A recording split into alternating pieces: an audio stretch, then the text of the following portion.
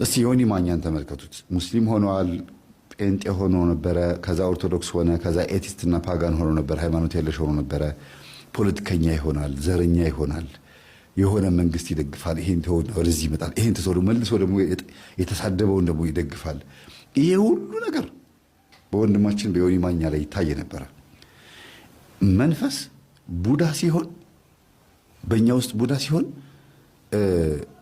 ካሜራ ፊት ብናስመስልም ሪል የሆነው ላይፋችን ላይ ደግሞ ምን ሆኜ ነው ግን ምን እያረኩ ነው አቡ በቃ ምን ላግ በቃ ይሄ ግዴታ ኦሬዲ ጸባይ ታውቋል ብሎ በዛውን የሚቀጥልበት የሌባ አይነ ደረቅ መልሶ ልብ ያደርቅ ነው የሚያደርገው።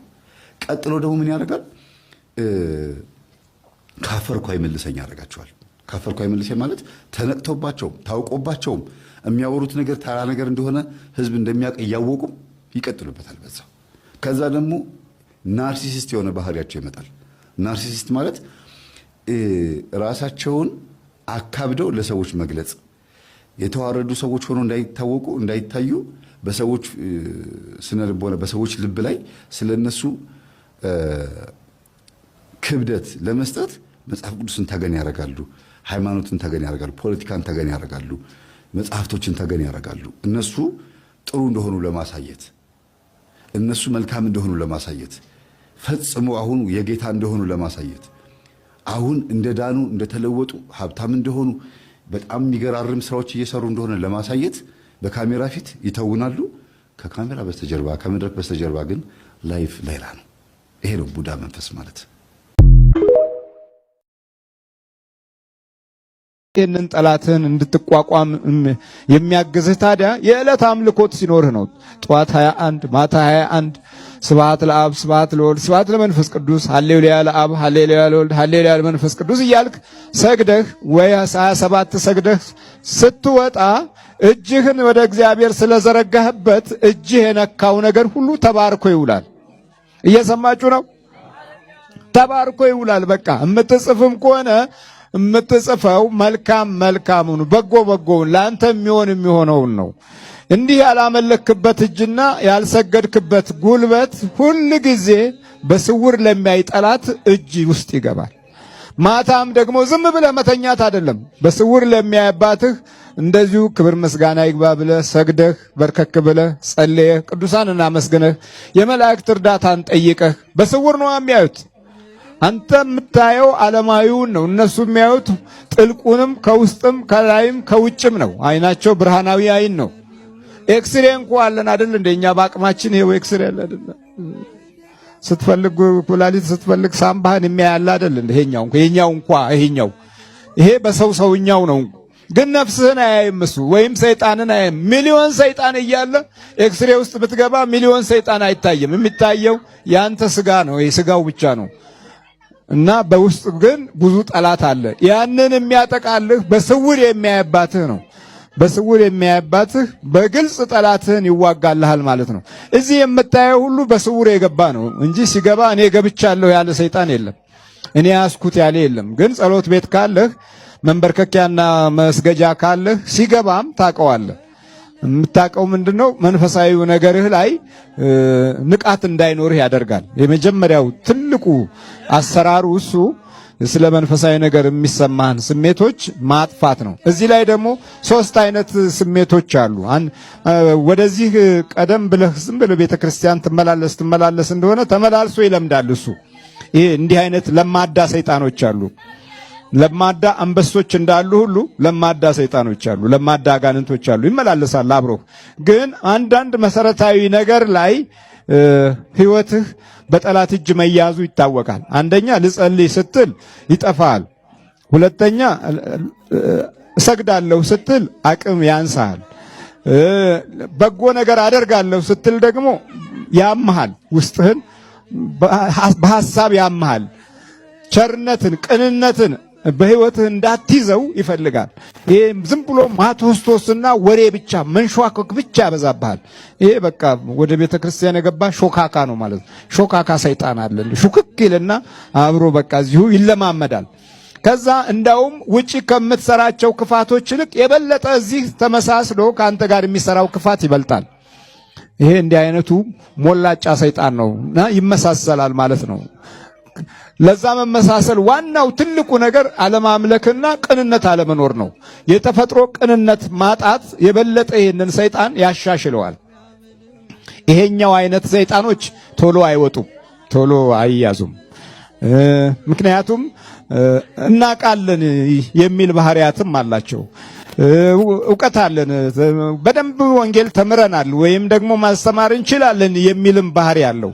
እንዲህ አይነቱ መንፈስ ቶሎ መቆጣጠር አደገኛ ነው፣ በጣም ያስቸግራል። ሌላው ምንም ስለ መናፍስት ጉዳት ሳታቅ ወደዚህ ስትመጣ በቅጽበት የመነቃነቅ ችሎታ አለው። ቶሎ ይያዝልሃል። ለምን? ማምለክ ጀምረሃል፣ መስገድ ጀምረሃል፣ በመቁጠሪያ መግረፍ ጀምረሃል። ራስህን ለእግዚአብሔር አሳልፎ የመስጠት ኃይልና መንፈሳዊ ልምምድ እያደረክ ነው። እንዲህ ከሆነ ደግሞ ቶሎ ይያዛል። ቶሎ ለመያዙ ዋናው ምክንያት በእምነታዊ ኃይል በኩል እግዚአብሔርን እየፈራህ እየመጣህ ነው ያለው። ይህን ለመቆጣጠር ብዙ አያስቸግርም። ደግነትንም ቅንነትንም የበረከት ስራዎችንም ለመስራት ውስጥ ቶሎ ስለሚዘጋጅ የዚህ ጊዜ ምህረቱ ፈጠን ይላል። የእግዚአብሔር ቸርነትም እግረ መንገዱን እየተገለጠ መንፈሳዊ ጥበቃውን ካንተ ጋር ያደርጋል። መንበርከክህና መጸለይም ዋጋው በግልጽ የሚታይ ይሆናል። ጠላትህን ታሸንፈዋለህ። ግደለው ከተባለ ሰይጣን እግዚአብሔር አትገለውም የሚለው መልእክት የሚያስተላልፈው በስውር የሚያይ አባታችን። ሌላው ቃሉ በስውር የሚያይ አባትህ አለ እንጂ በስውር የሚያይ አጎትህ አይደለም ያለው። ምንድነው ያለው? አባትህ ነው ያለው። አባት የሚሰጠው አለው፣ አባት የሚያወርሰው አለው፣ አባት የሚያካፍለው አለው፣ አባት የሚመገበው አለው፣ አባት የሚያለብሰው አለው፣ አባት የሚመራው አለው። አባት ሁሉንም የሚያደርግ ነው። ይሄ በስጋዩ አንጻር ሲታይ ማለት ነው። ካምፕ ገብተው ኮቾሮ ተሰጥቷቸው በልተው ምናምን ከዛ ደግሞ እንደገና ተመልሰው ሌላ ቦታ ዝመቱ እንደሚባሉ ሁሉ በህልም ያሳየዋል። ይሄ ቀድሞ የሚያሳየው ነገር ግን አብሮት ያደገው የእናት አባቱ ዛር እንደነበረ መጨረሻ ላይ ደረሰበት። አይሽ በጣም ያታልላል። እኔ ነኝ ያለው በቃ መጨረሻ ጸበል ቦታ ላይ እኔ ነኝ የሁሉም ማሳየ ሸወድኩህ፣ በቃ አታልልኩህ እያለ እና በቃ በዚህ ልክ ሰዎች በጣም እየተታለሉ እየተሸወዱ ዛርን ባለማወቃቸው እንደገና ደግሞ ቡና በሚፈላበት ሰዓት እንደኔ ቡናውን ዘግኖ የሚበላ የለም። 2 ጊዜ ነው ቡና የሚቀላው አለ። እንደነ ፓስተር ቢኒያም እና እንደነ እንትና ቡናውን ዝግን አድርገው ቃም ያደርገዋል። በቃ ኖርማል ነው ለሱ፣ ምንም አይመስለውም። መንከሽከሻው ላይ ያለውን የተቆላውን ቡና ሙሉን ከበላው በኋላ እንደገና ነው የሚቆላለት። አየሽ፣ በዚህ ልክ ጠቋር መሆኑን አለማወቁ ግን ገርሞታል። እሱ ጠቋር የሚባል ነገር እንደዚህ እንደሚያደርግ አለማወቁ፣ ስሙን ያውቀዋል፣ ግን ይሄ መንፈስ ይሄን ያክል ርቀት እንደሚሄድ ግን አያውቅም ነበረ። እንደሚዘምን ከረባት ለብሶ መጽሐፍ ቅዱስ ጨብጦ በየመንገዱ ኢየሱስ ጌታ ነው እያለ ወጥቶ ምናምን ለማስመሰል እንደሚሞክር ግን አያውቅም ነበረ። እና በጣም አስመሳይና ኃይለኛ መንፈስ ነው። ምናልባት ፍላጎትሽ ከሰው ጋር የመኖር ፍላጎት ሆኖ ኤክስትሮቨርት ሆነሽ ግን በግድ ደግሞ በአንቺ ውስጥ ያለው የቡዳ መንፈስ ከማንም ሰው ጋር እንድትቀራረቢ ላይፈልግ ይችላል። በግድ ኢንትሮቨርት እንድትሆኝ ወይም ከራስሽ ጋር ብቻ እንድትሆኝ ብቻሽ እንድትሆኝ ማንም እንዳትቀርቢ የሚፈልግ መንፈስ ሊኖር ይችላል። እና ይሄ ሌሊት መጥቶ የሚገናኝሽ ግን ለወሲብ መፈጸም፣ ወንዶች ጋር ስትቀራረቢ እንደምትፈልጊው አለመሆን፣ ብቻሽን በምትሆኝበት ሰዓት ደግሞ ይሄ እንደዚህ ነገር አለ አንቺ ውስጥ። በፊት ሌሊት መጥቶ የሚገናኘኝ ምናምን ነበር። ግን ህልም አሁን እንደዚህ ጸሎት ምናምን አሁን ትምህርቶችን ከሰማው በኋላ በቃ ምንም ነገር የለም ማለት ነው እንጂ እንደውም በቃ እውነት ለመናገር አሁን እንዲህ ግልጹን አይደል የምናወራው፣ እንዲህ ራሱ ከጓደኞቼ ጋር ምናምን እንዲናወራለን እንደዚህና አሁን ላይ ነው ያንተን ትምህርት ራሱ ስንሰማ ወይ ጉድ፣ እውነትም ዘፈኖች ራሱ እኮ ለዚህ ይጋብዛሉ እንላለን። አሁን የሄለን በርሄ ይሄ የህልሜ ጓደኛ ትመጣለህ በጊዜ ልተኛ ምናምን የሚል ዘፈን አለ እና እሱን በቃ እያነሳን ሁሉ አሁን ላይ አሁን በትምህርቱ ከተለወጥን ወይ ደግሞ አሁን ለራሳችን በቃ እንትን ካልም በኋላ እውነትም ዘፈኖች ራሱ እኮ ከህልም ጋር ለተያዙ ራሱ ተጽፏል እንላለን አሁን ላይ ማለት ነው። እና በፊት የሚገናኘኝ ነበር። እንደገናም ደግሞ በስርዓት እፈልገው ነበረ ራሱ የምታውቂው ሰው ነው፣ በመልክ የምታውቂው ሰው ነው የሚገናኙሽ በህልምሽ? አሁን ላይ ጸሎት ከጀመርኩ በኋላ የማውቃቸው ሰዎች መተው ሊገናኙ ሲፈልጉና እየጎተትኩ ሳስወጣቸው ምናምን እንደዚህ አያለሁኝ። በፊት ግን የማላውቃቸው ነበሩ። አሁን ላይ የማውቃቸው ኢቭን በቃ እንደዚህ እንትን ይላሉ። አንድ ጊዜ እንደውም የሆነ ሰው እንዲህ ሊስመኝ እየፈለገ አንዴ ባልጋው ኋላ ምናምን እንደዚህ በራስጌ በግርጌ ሽልቅልቅ እያለ አፉ ራሱ እየረዘመብኝ በቃ እየመለስኩት እንደዛ ምናምን ነው የነቃውትኝ ማለት ነው። የዝሙት መንፈስ አለ ማለት ነው። እንደዚህ ታስቢ ምናልባት የዝሙት ፊልሞችን ታይ ነበረ? ኤሮቲክ ሮማንስ ምናምን እንደዚህ አይነት ነገሮችን? አዎ እንደዛ ያለው እንደገና ደግሞ ራሴንም በዛ ቦታ ተክቼ እኔ በሆነ ራሱ እንደዚህ ብዬ ፊልሞች ምናምን ሳይ ይሄ ልክ ገጸ ባህሪው አሁን ተፈቃሪ ከሆነች እንደዚህ በሆነ እንደገና ደግሞ የሌለ ሰውን በቃ እንዳለ አድርጎ ማሰብ የለም በቃ አፍቅሬ እንደዚህ ሆኜ ምናምን በቃ ዝም ብዬ በምናብ አወራለሁ ራሱ ብቻ ማለት ነው። ምን ጀድ ክሎሮክስ ጋዝ ነው በቃ። ስለዚህ እንደዚህ አይነት ከልጅነት ጀምሮ የነበሩት ልምምዶች አንቺ ውስጥ አንድ መንፈስ ሊነግስና ሌላ ወንድ እንዳትቀርቢ ብቻሽ እንድትሆኚ የእሱ ብቻ እንድትሆኚ የሚፈልግ መንፈስ ስላለ ገንዘብ ስታገኚ እንደሚያልፍልሽ ባል እንደምታገቢ ሲሳካልሽ ሁሉ ነገር ሲመቻችልሽ ከእጁ እንደምታመልጭው ስለሚያውቅ ማለት ነው። ያለው አማራጭ ምንድነው? አንቺ አሁን ባለሽበት ዝም ብሎ ኮንስታንትሊ ማስቀጠል ነው። ብር ስትይዥ የተቸገረ ሰው እንዲኖር ለምሳሌ ቤተሰቦችሽ እጅሽ ላይ ጠርቀም ያለች ብር ስትኖር ይደውሉና እንደዚህ ሆንን እኮ ሲሉሽ ጉድል ትላለች ብሯ የሆነ ነገር ጠርቀም ሲሉሽ እንዲህ ነገሮች አሉ። አዎ ይገርማል። በፊት ኢቭን እኔ ራሱ ባይሉኝም ገንዘብ እጄ ላይ ካለ በቃ እንዲወጣን የምፈልገው ወይ ለራሴ ይገዛለሁ። ግን አሁን አስራት በኩራት ምናምን ከጀመርኩ በኋላ አንድ ጊዜ እንደው እንትን እናቴን ሰርፕራይዝ ለማድረግ ብዬ የሆነ ዕቃ ገዛሁኝ። የበፊት ቲቪ ነው እና እንትንነቱን ነው እንደውም የምነግር በዚህ አጋጣሚ ማለት እንደ ያኛውስ ቲቪ ምናምን ስል እሱ እኮ ተበላሸ ከመሬት ተነስቶ።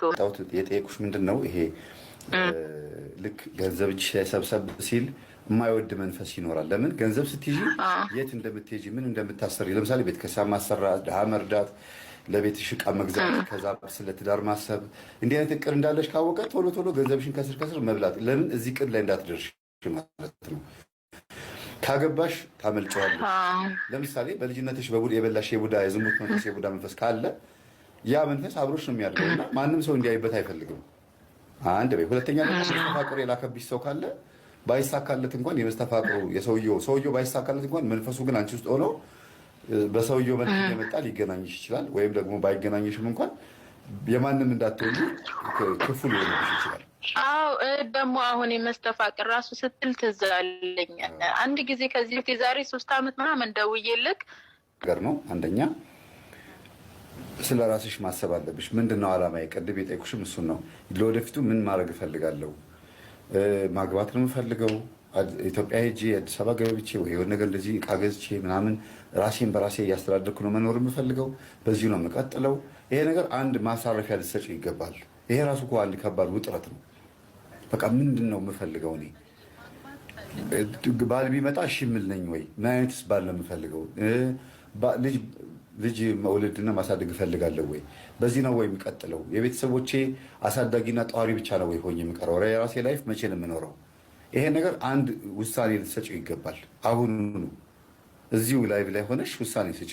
ምንድን ነው ፍላጎትሽ? አላማሽ ትክክለኛው? ቆይ አንዴ ደግሞ ጠንካራ ጎንሽ ለሱ ጠንካራ ጎኑ ብርታት ነው እና እንደዚህ ሆኖ መኖር አይቻልም ወይ? ለምሳሌ እኔ ባለቤቴን ሳገባት ሙሉ በሙሉ ስላሟላቸው ሙሉ በሙሉ ስላሟላ አይደለም፣ ግን እኔ ጋር ያለው ደካማ ጎን እሷ አዝላልኛለች፣ እሷ ጋር ያለው ደካማ ጎን ደግሞ ያሳየዋለሁ።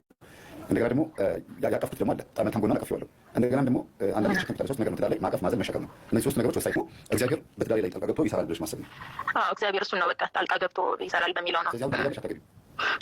አገባ ባገኝ ማለት መልካም ሰው ቢሆን አገባለሁ። ሰው ማየት ወይም ትልቅ የሆነ ወት ማየት ማለት በዙሪያሽ ካሉ ሰዎች ማለት በንግግር ሊያሳምንሽ የሚፈልግ ሰው እንዳለ የሚያሳየው ወይም እንደዛ ነገር ላይ ጥንቃቄ ማድረግ አለብሽ።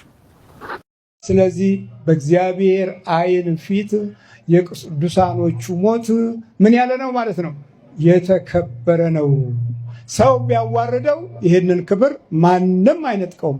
በመንፈስ የሚኖር ነው። በቅዱስ መንፈስ ዘመንን ማሻግሮ የሕይወትን ትርጉም የሚያሳይ ነው። ወደሱ ለቀረቡት ክብር ይሰጣቸዋል። ክብር ማለት ይሄ ዛሬ እየተቧጨቅን የምንኖረው ክብር አይደለም። ክብር ማለት ሞገስ ማለት ነው። ምን ማለት ነው? ሞገስ። በእኛ 3 ነው፣ በእነሱ 2 ፊደል ብቻ ነው ሄን የምትባል ሞገስ። ሞገስ በዚህ በላዕላይ አካሉ ውስጥ የሚሰፋው ስትንበረከክ፣ ስትሰግድ፣ ስትጸልይ ነው። ያን ጊዜ ጆሮ ይከፈታል። የተባረኩ ልጆች የሚወለዱትም ከተንበረከከ ልብና ሕሊና ውስጥ ነው። ከተንበረከከ አካል ውስጥ ነው። ከዛ ውጪ በሆነ ሁኔታ እኛ ስለተወለድን አሁን ብዙዎቹ ጸሎት አይስማማቸውም። መጸለይ፣ መንበርከክ፣ መስገድ ሲጀምሩ ይታመማሉ። ዕቃውም ይሰበራል፣ ኑሯቸውም ይፈርሳል። ብዙዎቹ ይናጋባቸዋል። ለካ ዘራችንም መንፈሳችንም ውሃችንም ተለውጧል።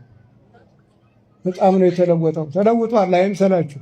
ባይለወጥ ኖሮ በረከትን እናይ ነበር፣ በረከትን እናገኝ ነበር። ከዛም አልፎ ተርፎ የጸጋ ትርፋችን ሙሉ ይሆን ነበር። የሞገስ ኃይላችንም ደግሞ በዓለም ፊት የምንዋረድበትን ባህሪ ባላሳየ ነበር። ስለዚህ እኛ የእርግማን ሞት ስለሞትን የነካነው፣ ያየነው፣ ያሰብነው ሐሳር ነው የሚሆንብን። የነካነውም ያየነውም ነው እኮ የሮጥንበት የደከምንበት ዕውቀትና ትምህርት ክብር ያመጣ አይደለም፣ ውርደትን ያመጣ። መማራችን ማወቃችን ለፍዳና ለችግር ነው። መድከማችን፣ ዓይናችን መቃጠሉ ሁሉ የውጤቱን ስታዩት መደንበዥና መፍዘዝ ነው እንጂ የጨመረው በእውነት ለተቃና ስብዕና፣ ለበጎ ሕሊና፣ ለመልካም ትሕትና፣ ለፍቅርና ለቸርነት የቆመ ስነ ልቦና እንዲኖረን አልታደልንበት። እንደ እውነቱ ከሆነ ነው። በለበጣው ከሆነ እናንተ የተባረካችሁ ናችሁ ነን እንዴ? ኧረ አይደለም፣ አይደለም። የእርግማን ኑሮ ነው የምንኖረው። የበረከት ኑሮ አይደለም። የሰላም ኑሮ አይደለም። የጠብ ኑሮ ነው የምንኖረው። የጥላቻ ኑሮ ነው የምንኖረው። እንስሳቶቹ በደመነፍስ ክብራቸውን ጠብቀዋል። አዝርዕቶቹ ከሰው ክፉ ንክኪት ጋራም ሰብላቸውን ይሰጣሉ። ከሰው ክፉ አይን ጋራም ከተንኮልና ከሴራም ጋር ሰብሎቹ ራሳቸው ለጉልበት የሚሆን ለጤና የሚሆነውን ውሃ ሊያመጡ ሊያፈልቁ አልቻሉም። ውሃው እምቢ አለ። አያችሁ፣ ውሃው የሚጸነሰው ውሃው አይደለም ነው አይደለም? ማይ ውሃው እኮ ነው። ማይ ነው እኮ ማይ፣ በግዕዙ ማይ፣ በዕብራይስጡ ሜም ማይም ነው። ውሃው ነው የቆመው እኮ ይሄ ውሃው ነው። 4 ቀን ባትጠጣ ትወድቃለህ። አዙሮ ነው የምትጠፋው። በውሃው ነው የቆምነው። ውሃውን የተባረከ ማድረግ ግን ግዴታችን ነው። ውሃውን የተቀደሰ ለማድረግ ወደ ክርስቶስ መሮጥ አለብን። በንስሐ ወደ እሱ መጮህ፣ መንበርከክ፣ መስገድ አለብን። የአምልኮት ስግደት አይቋረጥም። ያልሰገደው ትውልድ ለክፋት የተመቸ ነው። ለዚህ ለሟርቱም፣ ለሰላቢውም፣ ለመተተኛውም በጣም የተመቸ ነው። አብሮ ለሚወለደው መንፈስ የተመቸ ነው። ዛሬ ክፉ አብሮ እየተወለደ ውሃችንን ተሻምቶታል። የስነ ልቦና ውሃችንን፣ የህሊና ደማችንን፣ የአእምሮ ደማችንን እሱ ይዞታል። ስለዚህ የቅዱሳኑ መንፈስ ዛሬ ስንጠራ ክቡር ሞቱ ለጻድቅ በቅድመ እግዚአብሔር፣ የቅዱሳን ሞት በእግዚአብሔር ዘንድ የከበረ ነው፣ የከበረ ነው። ክብር አንድ ጊዜ ሲጎል ታቦተ ጽዮንን ወሮበሎች ወሰዷት። በዘመነ ኤሊ ዘመን፣ ኤሊ ማለት አሳራጊ ማለት ነው፣ ወደ ላይ ከፍ ያለ ማለት ነው። በሱ ዘመን ብዙ ነገር ነበረ፣ ብዙ ነገር ጎሏል። እንደኛ ነው የተቅበዘበዘው የዛን ዘመን ትውልድ። ስለዚህ እርግማኑ በርትቶ ጸንቶ በኃይል ከቤተ መቅደሱ ክብሩና መገለጡ ጠፍቶ የነበረበት ጊዜ ኤሊ አንገቱ ተሰብሮ ዓይኑ ፈዞ መንገድ ላይ ወድቆ ሞተ። ከወንበር ላይ ነው ለዛው የወደቀው። የኤሊ ሞት ብዙ እንሞታለን። በወንበራቸው የሞቱ ዛሬ ብዙ ናቸው። ወንበራቸው ምሕረት የማያመጣ ቸርነት የማያመጣ ፍቅር ሰላም የማያመጣ የግፍ ወንበር፣ የመተተ ወንበር፣ ያመፃ ወንበር። አየ ክብር እምቢ ሲል ቤቱ ሁሉ መራራ ይሆናል። ክብር እምቢ ሲል ቤታችን የቅዠት ይሆናል። ክብር እምቢ ሲል ሰላማችን ራሱ ክፋት ይሆናል። ክፋትን ለምደን አሁን ራሱ ሰላም አይስማማንም። የቅንነትና የበጎነት ቋንቋ አሁን አይስማማንም። በዚህ ዘመን መልካም ስትናገሩ ትፎገራላችሁ። ትውልዱ ፎጋሪ ሆኗል። ይኸው ስንት ዘመን ይኸው ከጥቁር እስከ ነጭ ይፎግሩን የለን። አንዳንድ ፎጋሪዎቻችንም እዚህ ውስጥ ትኖራላችሁ። ጊዜው ልቦና ሰጥቷችሁ መጣችሁ ሆነ። ይረግሙናል። የእርግማን ትውልድ ውጤቱ ያው መራገብ ነው። ሌላ ምን አለ? በአካል አይደለ ታላላቆቻችን የዘሩት ነገር ሁሉ ይውደም ያሉት፣ የነካነው ሁሉ ይውደም ያሉት። ሰውን እኮ ነው ይውደም ያሉት። ሰው ይውደም ያለ ትውልድ ውስጥ የተገኘው ትውልድ አሁን ለሰው ያስባል ብሎ መገመት ሞኝነት ነው። እያንዳንዱ ቤተሰባዊ መዋቅር በእሳቦት ውስጥ አይደለም ያለው፣ በክህደት ውስጥ ነው ያለው። የመካካዳችን ባህሪ ደግሞ ወደር የለውም። በዚህ ዘመን በአንድ ጊዜ ክድት፣ ትንሽ ገንዘብ ካገኘን ክድት፣ ላፍ አድርገን ዞር ነው። እንዴ ነው ላፍ አድርገው ነው የሚባለው እኮ። አልተገኘም አንድ ሸቀ የለም እንዴ? አሁን ሌባው እዚህ አሁን ይሸቅላል ማለት እርግማን የተወለደው ውሃው የተረገመ ሲሆን ስራውም ሀሳቡም ምኞቱም ያንኑ የሚመስል ነው። የእርግማን እንጀራ የበላ ትውልድ ቅዱስ ሞትን አያገኝም፣ በወጣ ይቀራል። በየበራው የሚያልቀው የኛ ትውልድ አለ። ወንዝ አሻግሮ ባህር አቋርጦ ሲሄድ የሚያልቀው የኛ አይደለም። ከዚህ ጥፉ የሚባለው ትውልድ የኛ አይደለም። በየአረቡ ሀገር በየስደቱ ቦታ የኛ እኮ ነው። ያሳፍራል፣ እናሳፍራለን። በብዙ መንገድ ውድቀት ላይ ነው ያለ ነው። ስለዚህ የቅዱሳን ሞት የከበረ የሚሆነው ስለ ቅዱሳን ያለን መማር ብቻ ሳይሆን እቤታችንም ውስጥ የእግዚአብሔርን ክብርና ቅድስናን ስንጠራ ነው። የጸሎት ቤት ሲኖረን መንበርከክን ስንለምድ ነው። የሚንበረከክ ሰው ይሰማል፣ በትክክል ይሰማል። መስማትን ለልጁ ይሰጣል፣ ለሚጸነሰው ይሰጣል። መስማትን አሁን እኮ ብዙዎቻችን እናት አባቶቻችን መስማትን እኮ አልሰጡንም። የምንሰማው አሁን ቲክቶክ ነው። መጽሐፍ 5ኛ ላሳትም ነበረ። አይ ሰው በሙሉ ቲክቶክ ነው የሚው፣ መጽሐፍ አያነብም። ማንበብ ሲጀምር የቲክቶኩን መንፈስ አይኑን ስላበላሸው ትንሽ ቢዘገይ ይሻላል እያልኩ ነው። እግዚአብሔር ምሕረቱን ያብዛልን። ከባድ ሆነ እኮ አይናችን ተበላሸ። አይናችንን የኔትወርክና የድረገጽ የሞባይል ሱስ እንድንጠመድ የነጩ ዓለም መንፈስ ደግሞ በዛ ውስጥ አስገባልን። ከዛ ታፈጣለ። ፍቅር የለም፣ ቤተሰባዊ መዋደድ የለም፣ ምክር የለም፣ መግባባት የለም። አሁን እንግዲህ ኤአይ ነው የምትጠይቀው። አባትህም እናትህም ማክስትህም ዘመድህም ቅድማያትህም ኤአይ ነው የሚሆነው። ስትማሩም እሱ ነው ስራልኝ የምትለው፣ ስታስብም በሱ መንገድ ነው የምታስበው። የራስህ የለም። በቃ ከዚህ በኋላ ዲያብሎስ በባህሪያችን ውስጥ ከወረስነው መንፈስ ጋር ዘመኑ ካመጣው ጋራ እውቀት ካበላሸን ጋራ እርግማን ካነደደን ጋራ ሲደመር እንግዲህ አቤት አቤት በዛ ችግራችን እጥፍ ድርብ ነው። መዘዛችንም የዛን ያህል በጣም ብዙ ነው። እናገለግላለን እንጂ በአገልግሎታችን ውስጥ መባረክን አላቆምነውም። የጽድቅ ኃይልን አላስቀመጥንም። የቅዱሳኑን ኃይል እንጠራለን እንጂ በጥሪው ውስጥ አልፈን የሞገሱ መግለጫ አልሆንም። ለብዙዎች የደህንነትና የጸጋ መገለጥ ጥበብ አልተገኘም። ለብዙዎች ችግር ሆን። እንደውም ጭራሽ አባታችን አቡነ ገብረ መንፈስ ቅዱስ የብዙዎች አባት ነበሩ።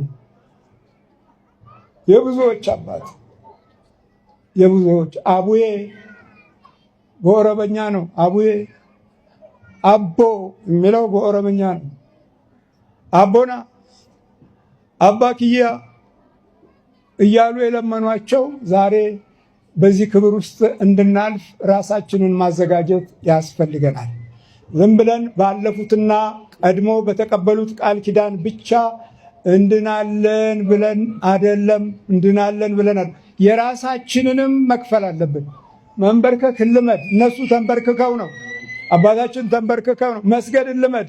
እሳቸው ሰግደው ነው። አጋንንትን መቃወም ልመድ።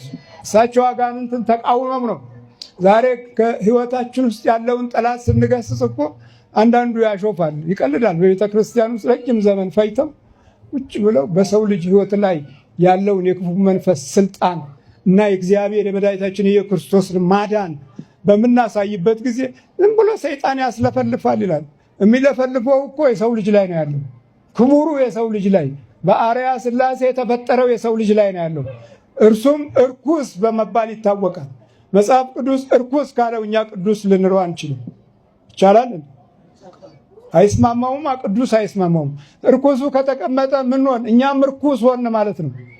ስለዚህ ለሰው ክብር የሌላቸው በሰው መዳን ውስጥ ሰብአዊነትን ያለመዱ በእርግማን ጀርባ የተወለዱ አገልጋዮችም ጭምር ደስ አይላቸውም ሰይጣን ሲነካ። አይገርማችሁ? ማላይ ነው የተነካው የሚለውን ግን ሰብአዊነቱን አውርደው መንፈሱ ብቻ ስሙ እንዳይጠራ ነው የሚፈልጉት። ዘራቸው አድርገውታል።